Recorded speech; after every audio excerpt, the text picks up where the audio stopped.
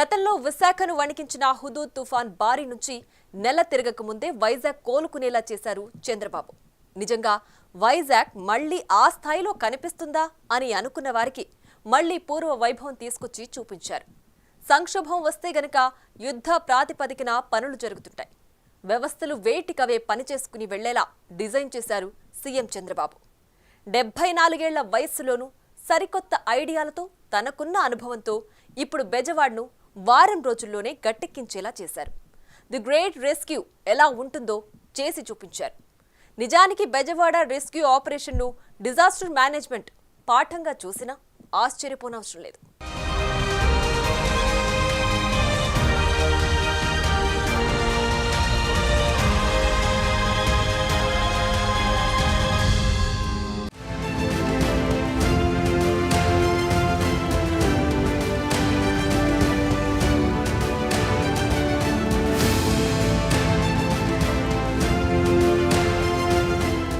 చంద్రబాబు ఎక్కడో ఉండి పర్యవేక్షిస్తే లక్షల మందిని రెస్క్యూ చేయడం అసాధ్యం అనుకున్నారు. అందుకే రాత్రింబవళ్లు ఎన్డీఆర్ఎఫ్ బోట్లలోనే తిరుగుతూ అధికారులను పరుగులు పెట్టిస్తూ బాధితులకు నేనున్నానంటూ భరోసా ఇస్తూ కదిలారు. ఆదివారం నుంచి ఇప్పటిదాకా ఇంకా తిరుగుతూనే ఉన్నారు. జనం మధ్య ఉన్నారు. అది కూడా అన్ని శాఖల సిబ్బంది వేగంగా కదిలేందుకు ఒక కారణంగా నిలిచింది. ఇక్కడ చూడండి, బుడమేరుకు పడ్డ గండి ఇది. ఒకచోట కాదు, 3 చోట్ల పడ్డాయి. అయితే ఓవైపు వరద వస్తుంటే వీటిని వెంటనే పూడ్చడం అంత ఈజీ కాదు. కానీ వీటిని పూడ్చితేనే సింగ్ నగర్, నందమూరి నగర్ సహా చాలా కాలనీలకు రిలీఫ్ ఉంటుంది. మళ్లీ వరద ముప్పు ఉండదు. అందుకోసం చంద్రబాబు చాలా వేగంగా చక్రం తిప్పారు. కేంద్రంతో మాట్లాడారు. ఎప్పటికప్పుడు టచ్లో ఉన్నారు. ఆర్మీ సహాయం కోరారు. అన్నట్లుగానే ఆర్మీ హెలికాప్టర్లు రంగంలోకి దిగాయి. వీటికి తోడు బుడమేరు గండిని వేగంగా పూడ్చేందుకు హైదరాబాద్ నుంచి కూడా ఆర్మీ ప్రత్యేక బృందం స్పాట్కు చేరుకున్నాయి. వరద వచ్చిన 2 గండ్లను పూడ్చారు. మరొకటి పెద్దదిగా ఉండడంతో ఆర్మీ సహాయంతో పూడ్చేలా చేస్తున్నారు. ఇందులో చంద్రబాబు చాణక్యం, ముందు చూపు చాలా బాగా పనిచేశాయి.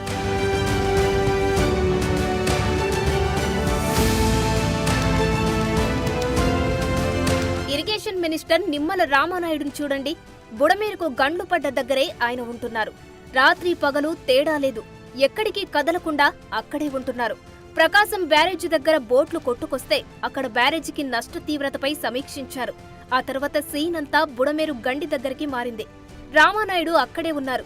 ఎవరూ లేకపోతే పనులు ఎక్కడ ఆగిపోతాయోనన్న ఉద్దేశంతో సీఎం చంద్రబాబు దగ్గరుండి గండ్లు పూడ్చే పని చేయిస్తున్నారు. ఇది ముందు చూపుతో చేయిస్తున్నారు. మరోసారి వర్షం పడ్డా, వరద పొంగినా ఇబ్బంది లేకుండా చేస్తున్నారు.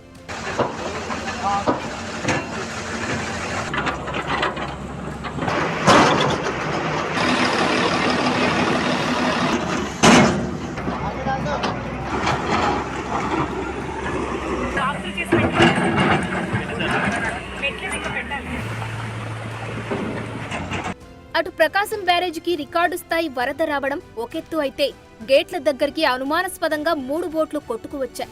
దీంతో బ్యారేజీకి ప్రమాదం జరగకుండా, మరింత నష్టం వాటిల్లకుండా చంద్రబాబు సీన్లోకి ఎంట్రీ ఇచ్చారు. బ్యారేజీ గేట్లు బిగించడంలో నిపుణులైన కన్నయ్య నాయుడుతో స్వయంగా ఫోన్లో మాట్లాడారు. మొన్నీ మధ్యే తుంగభద్ర డ్యాం గేటు కొట్టుకుపోతే అప్పటికప్పుడు యుద్ధ ప్రాతిపదికన గేటు ఏర్పాటు చేయించారు. ఆ అనుభవంతో ప్రకాశం బ్యారేజీ గేటుకు జరిగిన నష్టాన్ని పూడ్చేందుకు ఏకంగా కన్నయ్య నాయుడుని ప్రకాశం బ్యారేజీ దగ్గరికి రప్పించారు. ఆయన సూచనలతోనే ఇప్పుడు అక్కడ పనులు జరుగుతున్నాయి. సిచ్యువేషన్ బాగుందండి, మీకేం ప్రాబ్లం లేదు. సిచ్యువేషన్ చాలా బాగుంది. తుంగభద్రలో ఉండే సిచ్యువేషన్ కూడా లేదు, చాలా బాగుంది. మీకేం ప్రాబ్లం లేదు. అవన్నీ రీప్లేస్ చేసి తీసేస్తాం. ఇప్పుడు దుబ్బేం లేకుండా గేట్ ఉంది కదా, మా గేట్ ఉంది కదా, చూడండి, ఆ గేట్ ఉంది కాబట్టి ప్రాబ్లం లేదు. ఇక Jakkampudi colony, YSR colony, Bombay colony, Singh Nagar, new Rajarajeswaripeta ఇలా అంతటా వరద పోయిన చోట ఫైర్ ఇంజన్లు, పారిశుద్ధ కార్మికులు పెద్ద ఎత్తున రంగంలోకి దిగారు. మొత్తం 10,000 మందిని తీసుకొచ్చారు. గతంలో విశాఖను వణికించిన హుదూద్ తుఫాన్ చాలా నష్టం చేసింది. కరెంటు స్తంభాలు విరిగిపోయాయి, చెట్లు కూలాయి, రోడ్లు ధ్వంసమయ్యాయి, ఇండ్లు కూలాయి. అప్పట్లో అసలు ఆ తుఫాన్ దెబ్బకు భీకర గాలుల దాటికి అసలు వైజాగ్ ఉంటుందా, ఏం జరుగుతుందా అని అంతా భయంగా గడిపారు. పెను విధ్వంసమైతే జరిగింది. అప్పుడు ఆస్తి నష్టం కూడా బాగా జరిగింది. కానీ నాడు సీఎంగా ఉన్న చంద్రబాబు రంగంలోకి దిగి నెల రోజుల్లో విశాఖను దాదాపు పూర్వస్థితికి తీసుకొచ్చారు. ఇప్పుడు కూడా అదే జరుగుతుంది. బెజవాడ అయితే వారం తిరగకముందే మళ్లీ ఇలా చూస్తామా అనుకున్నారు చాలా మంది. కానీ చంద్రబాబు పట్టుదలతో అన్నీ చకచకా జరిగిపోయాయి. వైజాగ్ నుంచి వచ్చాం సార్, వైజాగ్ నుండి నుంచి వచ్చాం సార్. డ్యూటీలు పంపించారండి. పంపించారు. విజయవాడకి ఎలాగన్నా సేవ చేయాలి, మళ్ళీ మామూలుగా తీర్పు రావాలి, మార్పు రావాలని చెప్పేసి జీవీఎంసీ నుంచి ఒక్కొక్క వార్డు నుంచి 15-20 మంది చొప్పున మా ఇన్స్పెక్టర్లు మాకు ఇలా డ్యూటీ చేస్తే రావడం జరిగింది. ఇక మార్కెటింగ్ శాఖ మొబైల్ రైతు బజార్లను అందుబాటులోకి తీసుకొచ్చింది. కిలో 2, 5, 10 రూపాయలు ఇలా వివిధ రకాల కూరగాయలను అందిస్తున్నారు. చాలా తక్కువ రేటుకే ఇప్పించే పని చేస్తున్నారు. ఇంకోవైపు రాష్ట్రం నలుమూలల నుంచి పెద్ద ఎత్తున బియ్యం, పప్పులు, నూనెలు సహా ఇతర ఆహార సరుకులు విజయవాడకు పెద్ద ఎత్తున చేరుకున్నాయి. వాటిని కూడా వరద బాధితులకు అందిస్తున్నారు. ఇదంతా ఒక పద్ధతి ప్రకారం జరగాల్సినవన్నీ చకచకా జరిగిపోతున్నాయి. ఇది బెజవాడ వాసులకు బిగ్ రిలీఫ్ గా మారింది.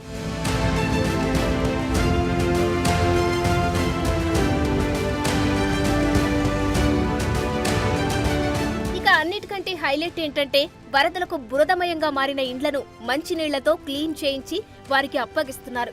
నిజంగా ఈ ఐడియా గ్రేట్. అంతకుముందు కేవలం వీధులను మాత్రమే శుభ్రం చేసి వెళ్లిపోయేవారు. కానీ ఇప్పుడు ఇండ్లను క్లీన్ చేయించి ఇస్తున్నారు. ఇది సీఎం చంద్రబాబు చొరవతోనే జరిగిందంటున్నారు. ముంపు బారిన పడి వరద నీరు, బురదతో నిండిపోయిన బాధితుల ఇళ్లను రాష్ట్ర ప్రభుత్వం శుభ్రం చేయిస్తోంది. ఫైర్ ఇంజన్లు, సిబ్బందిని పంపించి ఇళ్లల్లోని బురదను తొలగించి తర్వాత మంచినీటితో శుభ్రం చేయించి బాధితులకు అప్పగిస్తుంది. ముంపు బారి నుంచి బయటపడిన ప్రాంతాల్లో బుధవారం ఉదయం నుంచే ప్రారంభమైన ఈ పనులు విజయవాడలోని 1 టౌన్, అజిత్ సింగ్ నగర్ తదితర ప్రాంతాల్లో ముమ్మరంగా కొనసాగుతున్నాయి. 100కు పైగా పెద్ద ఫైర్ ఇంజన్లు, 10 చిన్న ఫైర్ ఇంజన్లు, 110 పోర్టబుల్ పంపులతో అగ్నిమాపక శాఖ ఈ పనులు చేపట్టింది. ప్రతి డివిజన్ కు ఒక ఫైర్ ఇంజన్ ను కేటాయించారు. ఒక్కో ఇంటిని శుభ్రం చేసేందుకు దాదాపు 20 నిమిషాల టైం పడుతుంది. ప్రతి ఫైర్ ఇంజన్ వెంట 12 మందితో కూడిన పారిశుద్ధ బృందాన్ని, ఓ మెడికల్ టీంను జత చేశారు. ఇళ్లను శుభ్రం చేసిన తర్వాత వైద్య బృందం ఆ ప్రాంతాల్ని శానిటైజ్ చేస్తున్నారు. ఈ నిన్నటి నుంచి మొత్తం కలిపి ఒక 30,000 మంది వరకు చేసామండి. ఈ రోజు కూడా ఒక 8,000 మొత్తం ప్రిపేర్ చేసుకొని తీసుకొచ్చాము. డిఫరెంట్ గ్రూప్గా సప్లై పేషెంట్లకు ఇస్తున్నాము.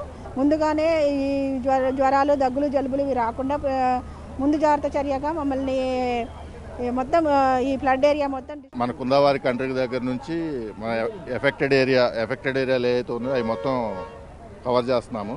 మొత్తం టోటల్ 22 టీమ్స్ దాకా డివైడ్ అయ్యాము. కాలేజ్ నుంచి మన డాక్టర్ ఎన్ఆర్ఎస్ ఆయుర్వేదిక్ కాలేజ్ నుంచి ఈ 22 టీమ్స్ కూడా మొత్తం ఎఫెక్టెడ్ ప్లేసులు మొత్తం బ్యాచ్లుగా డివైడ్ అయిపోయి అన్ని ఎఫెక్టెడ్ ఏరియాస్కి కవర్ చేస్తున్నాం. Preventive medicine 22 batches 22 బ్యాచ్లుగా తయారయ్యాం. ఒక్కో బ్యాచ్లో 10 to 15 మెంబర్స్ ఉంటారు. మోస్ట్లీ ఎఫెక్ట్ అయిన ప్రదేశాలకి యాజ్ పాసిబుల్ వెళ్ళిపోయి వాళ్ళకి సప్లై ఇస్తున్నాము ఈ ప్రివెంటివ్ మెడిసిన్. 25కు పైగా డ్రోన్లతో బ్లీచింగ్ లిక్విడ్స్ ను స్ప్రే చేయిస్తున్నారు. మాన్యువల్ గా స్ప్రే చేయిస్తే చాలా సమయం పడుతుంది.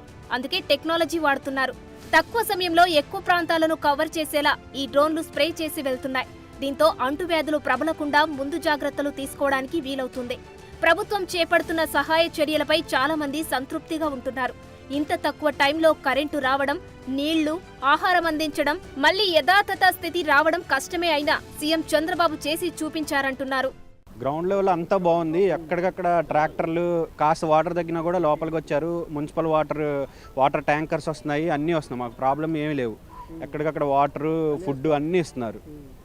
పర్లేదు. ఇప్పుడు ఫ్లో పెరిగింది అంటే బుడమేరు ఒకటి ఇంకోటి క్లోజ్ చేస్తే ఆటోమేటిక్ తగ్గుతుంది అంటారు. గవర్నమెంట్ కూడా అక్కడగా మేము చూస్తున్నాం వీడియోస్, వాళ్ళు చేస్తే కష్టపడుతున్నారు. అక్కడ మినిస్టర్స్ కానీ చంద్రబాబు నాయుడు గారు కానీ చాలా బాగా కష్టపడుతున్నారు. వాళ్ళు చేసే సపోర్ట్, ఈ మాత్రం సపోర్ట్ ఐ థింక్ ఎవరు చేయలేరు. ఇంత ఫ్రాక్షన్ ఆఫ్ డేస్లో పవర్ రెజ్యూమ్ చేయడం కానీ, ఫుడ్ ఎంత ఫుడ్ వచ్చిందంటే మాకు తెలిసి మేము హెలికాప్టర్ ద్వారా తీసుకున్న ఫుడ్ కానీ, ఎన్డీఆర్ఎఫ్ వాళ్ళు వచ్చిన ఫుడ్ కానీ, వాటర్ సప్లై అయితే అసలు అన్లిమిటెడ్.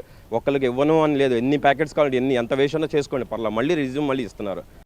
వరద ప్రభావిత ప్రాంతాల్లో తాగునీటి సరఫరాకు వివిధ మున్సిపాలిటీల నుంచి సుమారు 1000 ట్యాంకర్లను తెప్పించారు. వీటి ద్వారా నీటిని సప్లై చేయిస్తున్నారు. వరద తగ్గుముఖం పట్టిన ప్రాంతాల్లో విజయవాడ నగర పాలక సంస్థ నీటి సరఫరాను పునరుద్ధరిస్తోంది. అయితే ఆ నీటిని ఇప్పుడే తాగొద్దని, ఇతరాత్ర అవసరాలకు వాడుకోవాలని సూచిస్తున్నారు. ఇంకోవైపు సింగునగర్ సహా వరద ప్రభావానికి గురైన ప్రాంతాల నుంచి తమ బంధువుల ఇళ్లకు వెళ్లే బాధితుల కోసం 179 ఆర్టీసీ బస్సులను ఉచితంగా తిప్పేలా ఏర్పాట్లు చేశారు. ఇది కూడా ఒక హైలైట్ గానే చెప్పొచ్చు. ఇక ఇప్పటి వరకు గ్రౌండ్లోనే ఉండి వరద బాధితుల కష్టాలు తీర్చిన ఏపీ సీఎం చంద్రబాబు తాజాగా ఏరియల్ సర్వే నిర్వహించారు. ఏరియల్ వ్యూ ద్వారా బుడమేరు ప్రవాహాలు, ముంపు, గండ్లు పడిన ప్రాంతం, బ్యారేజీ దిగువన కృష్ణానది ప్రవాహాలు, కొల్లేరు ప్రాంతాలను పరిశీలించారు. కష్టం కలగొద్దు, కన్నీళ్లు పెట్టొద్దు, ఇదే కాన్సెప్టుతో చంద్రబాబు గత వారం రోజులుగా పనిచేస్తున్నారు. పని చేయిస్తున్నారు కూడా. అందుకే వారం తిరగక ముందే విజయవాడ మళ్లీ కోలుకుంది.